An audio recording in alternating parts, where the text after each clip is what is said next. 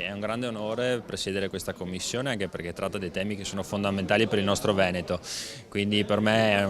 sento un grande peso della responsabilità di portare avanti questa commissione, anche perché iniziamo a lavori già iniziati da 3 anni, quindi dobbiamo prendere il ritmo delle altre commissioni, ma la commissione sarà sicuramente produttiva e porteremo dei risultati per la nostra regione. C'è una legge sulla cultura che aspetta di arrivare in commissione, questa sicuramente è la prima che verrà incardinata, penso, nei lavori, compatibilmente con gli impegni dell'assessore, ma poi c'è tutto il tema del lavoro, della formazione, della cultura, dello sport, quindi abbiamo dei temi veramente importanti e quindi sicuramente gli argomenti non mancheranno. I prossimi impegni della stessa Commissione saranno quelli di dare attuazione anche a quelli che sono dei progetti di legge, delle azioni che riguardano le materie di sua competenza, penso al lavoro, alla formazione, al turismo, alla cultura, tutti temi che risultano strategici per il territorio veneto e che possono dare anche la possibilità a questa regione di mettere in campo delle azioni che vanno a valorizzare ancora di più quello che è il patrimonio della bellezza della regione, quindi quello che è una bellezza sia da un punto di vista umano, pensando alla formazione e al lavoro,